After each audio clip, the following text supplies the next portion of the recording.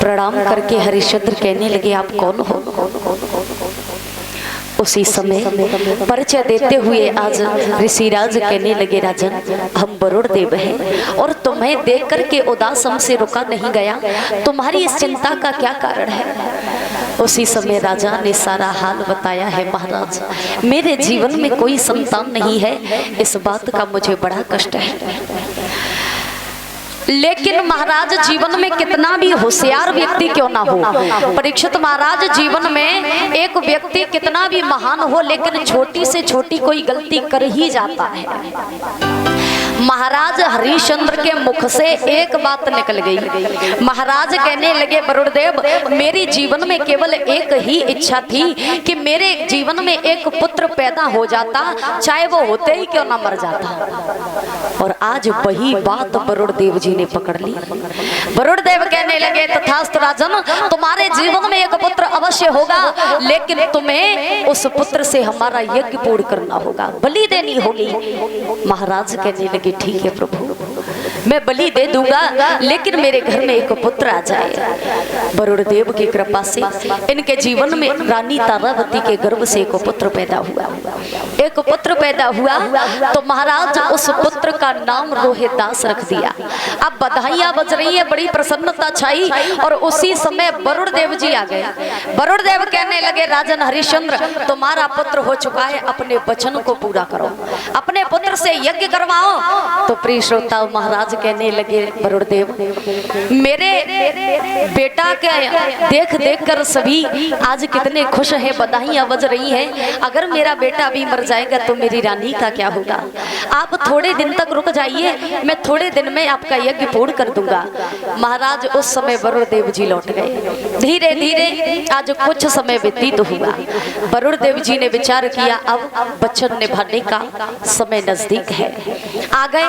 देखिए बताया जाता है कि महाराज हरिश्चंद्र बहुत बड़े सत्यवादी थे, लेकिन महाराज एक प्रमाण यही है कि महाराज हरिश्चंद्र झूठा भी बहुत बड़े थे। महाराज हरिश्चंद्र ने वरुण देव को लौटाया, दूसरी बार आ गए वरुण देव जी।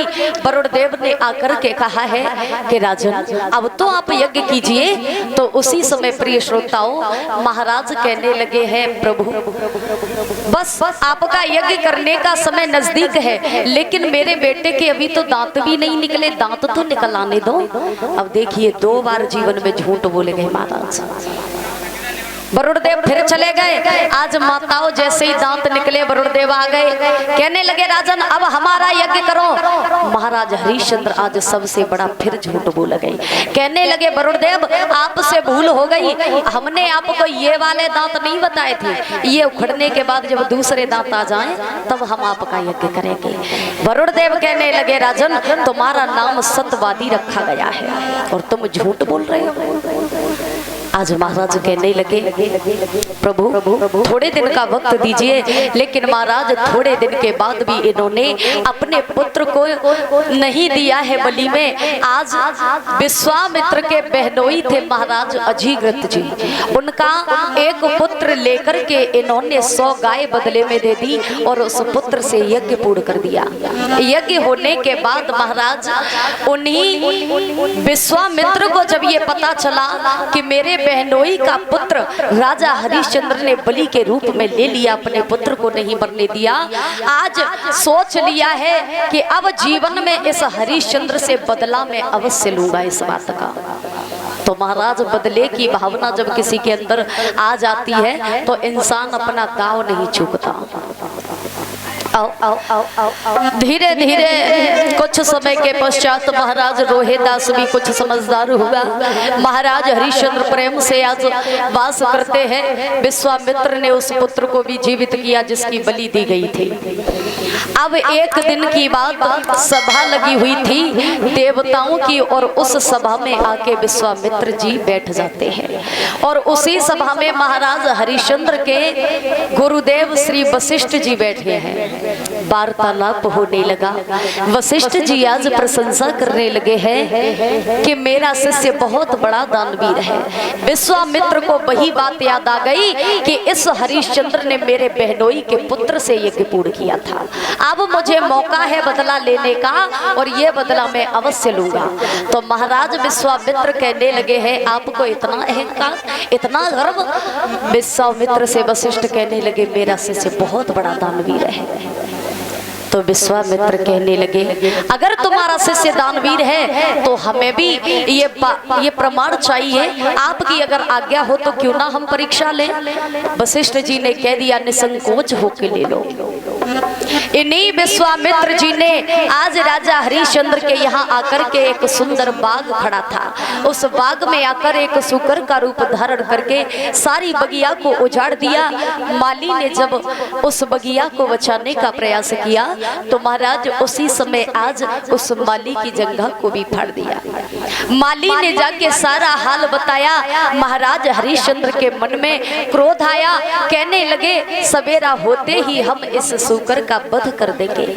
अभी संध्या का समय है, कष्ट देना पाप होगा। महाराज सवेरा होने के बाद महाराज हरिश्चंद्र जब अपनी बगिया में पहुंचे, वहां जाकर के सारी सेना से कहा देखो ये सूकर किसी की ओर से निकल ना जाए, अगर किसी की ओर से ये निकल गया तो उसे सजाए मौत दी जाएगी। महाराज सभी ने अपनी अपनी तलवारों को हाथ में लेकर बाग को घेर लिया। लेकिन विश्वामित्र सोचने लगे राजन आज तुम अंटा पर आए हो, आज तुमसे बदला लेकर ही जाएंगे। विश्वामित्र ने किसी और की ओर नहीं, आज महाराज हरिश्चंद्र की ओर से ही विश्वामित्र निकल गए। हरिश्चंद्र कहने लगे इसका पीछा करो। महाराज पीछा करने के लिए बढ़े, तब तक एक संत का रूप बना के यही विश्वामित्र खड़े हो गए। राजा हरिश्चंद्र ने देखा, प्रणाम किया, कहने लगे कहाँ जा रहे हो। महाराज हरिश्चंद्र कहने लगे स्वामी कहीं नहीं जा रहा हूँ, आपने एक सूकर को जाते हुए देखा। विश्वामित्र कहने लगे है नहीं, लेकिन तुम क्या करना चाहते हो। राजा कहने लगा है महाराज उसने मेरे माली को कष्ट दिया, मेरी बगिया को जाड़ा और इसलिए मैं उसका वध करना चाहता हूँ। विश्वामित्र कहने लगे राजा बड़ी प्रशंसा सुनी है तुम्हारी, लेकिन तुम ऐसा कैसे कर सकते हो, अब तो तुम्हारे दर पे जाना ही बेकार है। आज प्रिय श्रोता उसी समय कहा कि मुझे क्षमा कीजिए ऋषिराज आपको क्या चाहिए मांगिए। तो उसी समय महाराज आज विश्वामित्र संत के भगवान के रूप में कहने लगे हैं राजन अगर तुम देना चाहते हो तो हमें पहले त्रिवाचा भरो। त्रिवाचा भरवा दी। कहा कि हमें अब तुम जो देना चाहते हो वो दोगे तो ना जो हम मांगे। कहा कि हाँ हम तुम्हें वही देंगे जो तुम मांगोगे। विश्वामित्र ने कहा संकल्प छोड़ो। उस कुंजी लगाम के सिवा कुछ और नहीं था महाराज के पास, कुंजी लगाम का संकल्प कर दिया। महाराज उसी समय विश्वामित्र कहने लगे हमारी दक्षिणा तुम पर अभी 60 बार सोना है। महलों में ले गए, आदर सम्मान किया हरिश्चंद्र ने और कहा है अपने कार्यकर्ता से ऐसा करो मुनिवर को खजाने से 60 बार सोना दिया जाए। आज उसी समय प्रिय श्रोताओं कुंजी के बिना ताला कैसे खुलेगा। आवाज लगाई कि महाराज अब आप तो आज्ञा दे रहे हो केवल, लेकिन आप तो चलिए खजाने को खोलने वाला कौन है, कुंजी किसके पास है। तो महाराज ने विचार किया कुंजी का तो मैंने संकल्प कर दिया। विश्वामित्र को हंसी आ गई। विश्वामित्र कहने लगे राजन अब हमारी दक्षिणा तुम कहां से दोगे ये आप जानो, अब तो ये सारा राज्यपाट हमारा हो चुका है। प्रिय श्रोताओं हरिश्चंद्र के पैरों तले जमीन खिसकने लगी, विचार करने लगे विधाता ये क्या हुआ। लेकिन कहने लगे महाराज आपका ये कर्ज हम अवश्य अदा करेंगे। अब तो उसी समय प्रिय श्रोताओं हरिश्चंद्र रानी तारावती के पास पहुंचे, सारा हाल बताया। तो रानी ने आज सुझाव दिया, कहा महाराज हम 3 प्राणी हैं, हमारा पुत्र और हम दोनों पति पत्नी अगर कहीं बिच करके महाराज की दक्षिणा अदा कर देंगे तो हमारा ये कर्जा उतर जाएगा। महाराज आज राजा एक रानी राजसी वस्त्रों को उतारने के बाद एक साधारण वस्त्रों में तीनों प्राणी चलती है।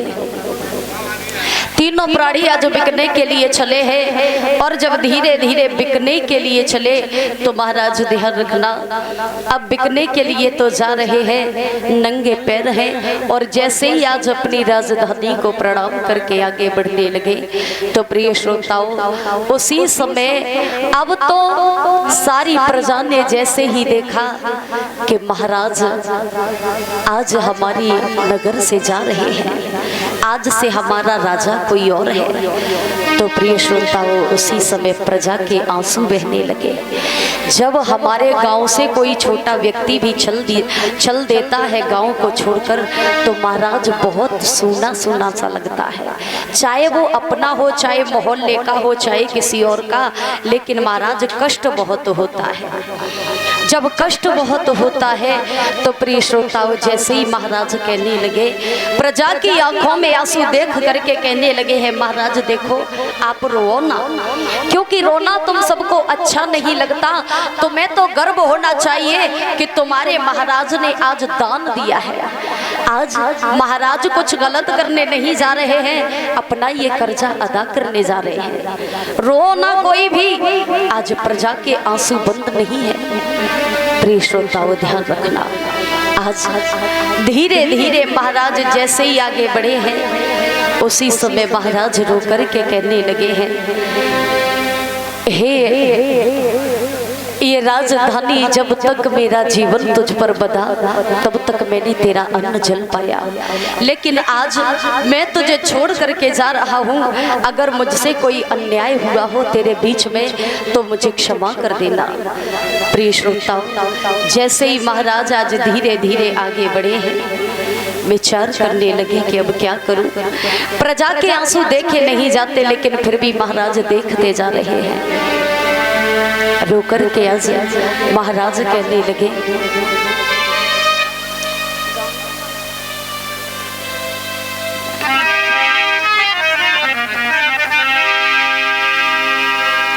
महाराज अपनी सारी प्रजा को धीरज बंधाते हुए बोले हैं, देखो तुम्हें तो खुश होना चाहिए।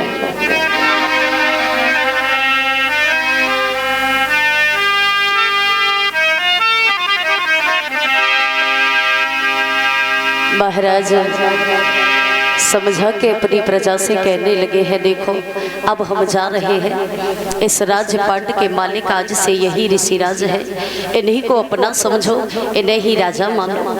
आज प्रिय श्रोताओं महाराज चले और प्रजा से कहने लगे, कोई मत रोना, एक आंसू मत डालना, क्योंकि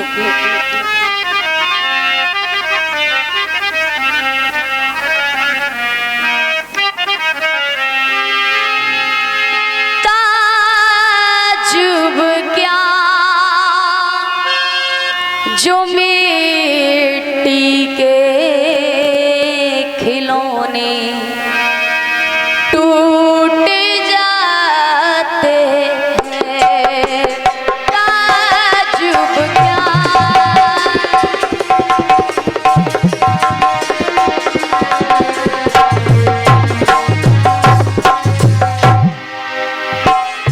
ताजुब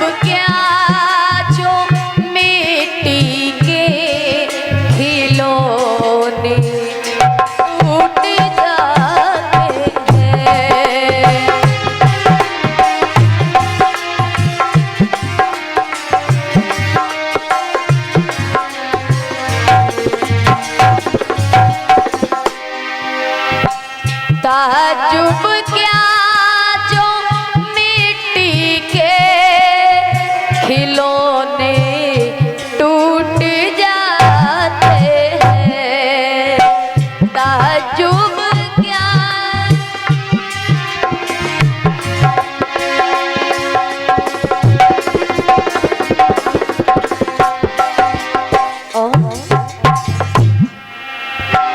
जरा सी बात कुछ रिश्ते हमसे छूट जाते हैं,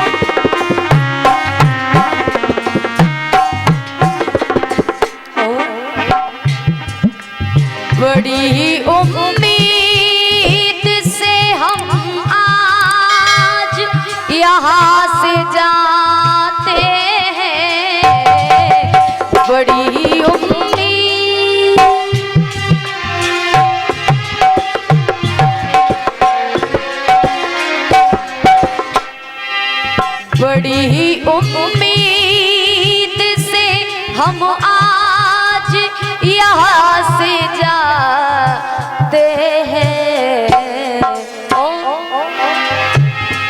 हो जरा सी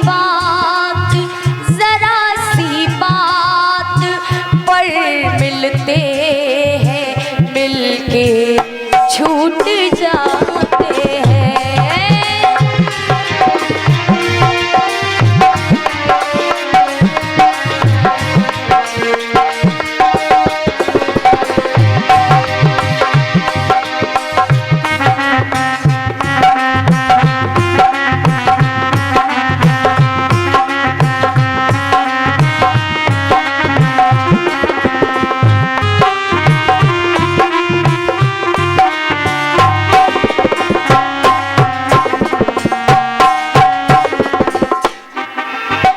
ताजुब क्या जो मिट्टी के खिलौने टूट जाते हैं।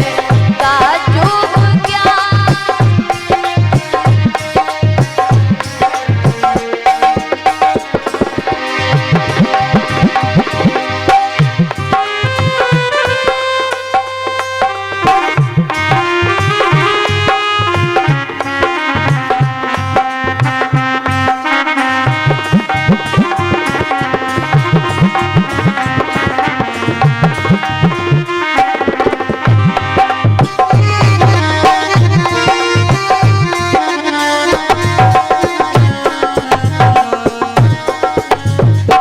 आज महाराज उदास होकर कहने लगे हैं, देखो